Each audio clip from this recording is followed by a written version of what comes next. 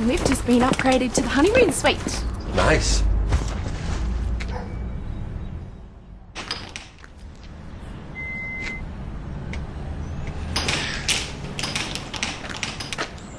The Ford Cougar says no. Can I at least take the hat?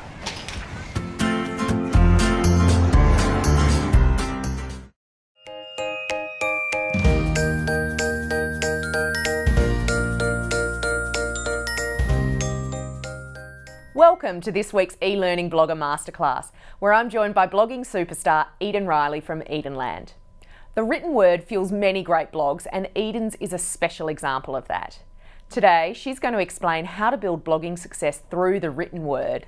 Hello, my name is Eden and my blog is called Edenland. I'm so glad you're here, and quick, we don't have much time. The very first thing I need to tell you is about getting into the groove like Madonna. So to get into the bloggy groove, when you start a blog, a website, a project, or any creative endeavor, you need to sit yourself down at your desk, turn on your computer, and then stand back up again, walk behind your chair, push yourself out of the way, and then sit back down. Good. Get out of your own way. Don't overthink things, and don't let what other people may think of you cloud your vision. Don't be beaten before you even begin, and try really hard to not compare yourself with other people, because nobody else is you. Nobody. They are all imposters. Just get on with it and know that you're allowed. Give yourself full permission to write, be fashiony, comment on social issues, start a business, make that food. Whatever it is that you have your heart set on, just do it. Here is my first blog post on the internet, written on Thursday the 26th of April 2007.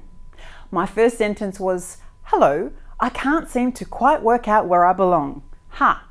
And isn't that funny, because I still can't? Who says you have to? The very first rule you must learn about blogging is there are no rules. Say what you want to say. Don't box yourself into any set genre or niche if you can't think of one yet.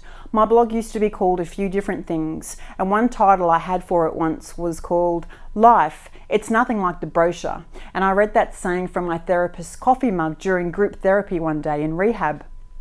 Eventually I decided on simply calling my blog Edenland, joking that it's where I live. I'm a personal blogger, which means I can write about whatever the hell I want to. This is my blog header that you can see now, and I actually got graffiti artists to come in and spray my room in my house. Just know that when you start blogging, you will want to give up on blogging a lot. I mean, why even do it when there are already so many established bloggers out there already? What could you possibly have to offer? The answer is you don't even know yet. You can't possibly know where this may take you, and it may take you off onto tangents outside of your blog. You might meet people and do things and go places that you never dreamt. For example, I made it out of group therapy and rehab to interview the Prime Minister of Australia because she wanted to reach out to women in the online community. It's a nice feeling to know that you belong somewhere, and I've never really felt like I belonged in many places, but I've carved out a space here online, and it's all mine, and I belong, and it feels good. We need to do things in the world that make us feel good. So, how to be a good blogger? I'll be honest, there are some crap bloggers out there. There's people who are only in it for the fame and fortune, there's people who are fake, there's people who are climbers, riding coattails and copying and not bothering to provide decent content. And here's the thing, there is a lot of content on the internet these days. We got sprung by mainstream, and it's gotten really busy and really loud and sometimes obnoxious. Remember Dr. Seuss? There's too much stuff. And one day I find myself doing a lot is shutting it all out, and I concentrate on where I am at and what I would like to talk about with my readers today, and that's it. Be as original and creative as you can, and uplifting. I know I'm a bit dark and my life is stupidly hard, especially lately. My brother took his own life. It's horrendous, but I'm a personal blogger and I constantly find the right balance with my blog posts, and I try and let the light in when I can, and I try and ease up and talk about good stuff too, the stuff that never gets into mainstream much anymore anyway. A really good tip to know is to pick a few social platforms that you like and just stick with those. If you try and be everywhere, you will burn out, and trust me, I got burnt out.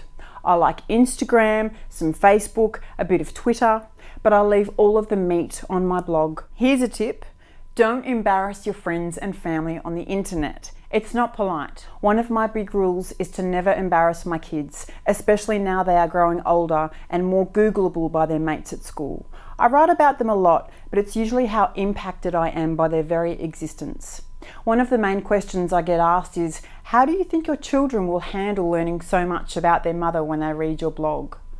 And these are my kids, and my answer is always the same. I've just told the truth about myself. They might get to know me a bit more than kids usually get to know their parents, and they'll see the bad, but they'll also see me overcoming the bad, and that's not such a negative thing really. So, it's raining inspiration, hallelujah. See this photo? I don't even know what it means. It's a strange blue peg. It's crazy. Sometimes I take photos of things because they just look cool and I know I can use them someday and I just don't know where, but I do. And if I sit down and really want to write a blog post, but I don't know what about, I scroll through my photos and always something will jump out at me. A photo I have taken of something can spur on the most incredible blog posts. Some of my best posts were entirely accidental. Another tip is you can keep it short and sweet. Today on my blog I wrote about how a simple game of Guess Who actually felt like a game of racial profiling with my 6-year-old. Mum, are you black? You can't ask questions like that, but you can, and he did. You do not have to be nice or polite on your blog. You can even swear if you want to. Ruffle some feathers. Talk about big issues. Be honest if you don't know something. Learn things. Ask your readers. And if you want new readers, go to as many blogs as you can find and find like-minded people and get to know them. Leave comments that you actually mean. Be generous. I almost stopped blogging so many times in the early days because what was the point? But then just one person would say, hey Eden, I haven't heard from you in a while. So I'd update my blog again. And if I would have stopped, this would never have happened. World Vision asked me to blog for them. I got on 5 planes like an Enid Blyton adventure, terrified but exhilarated. It was incredible. I find the more I open my heart up to life, the more life opens its heart up to me. My voice was hiding here all along. I will always be grateful to my blog for helping me discover my voice. I always wanted to be a writer, and though I never started blogging for that intent, that's exactly what happened. Julia Cameron wrote a book called The Artist's Way, and in it she recommends writing your morning pages every morning for 6 weeks. Just let yourself write, see what comes out. Blogging consistently has done that for me. I have spoken at conferences all around Australia and in the US, and I'm constantly blown away by the calibre of women that I meet on the internet. Here is a group selfie from the recent Pro Blogger conference. Why do us women seem to do the most of this blogging, this writing online? I don't know, but I like it very much. The internet is the great equaliser. I'm a huge believer in people having a voice, and especially using your voice for others who are not in a position to do so. So, keep blogging. You'll understand what I mean about finding your voice. I promise you will. So that's it. I have a tattoo on my left wrist in cursive script saying know thyself. My brother used to tease me about it and he would grab my hand and put the tattoo up to his eyeballs. Know thyself. Right. Got it, Ede. Thanks for the reminder.